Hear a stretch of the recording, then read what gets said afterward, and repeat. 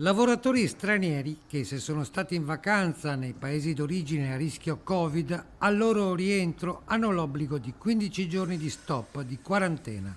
Un problema di operatività per numerose aziende, afferma Confartigianato Treviso, che pone una questione. C'è un decreto del marzo che prevede quantomeno un rimborso per le spese che le imprese hanno, diciamo così, nel periodo di sospensione della malattia a compensazione di questo tempo.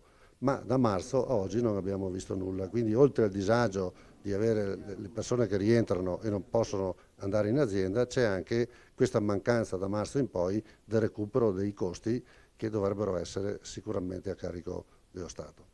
Dal presidente di Confartigianato Treviso una riflessione poi su questa fase economica difficile.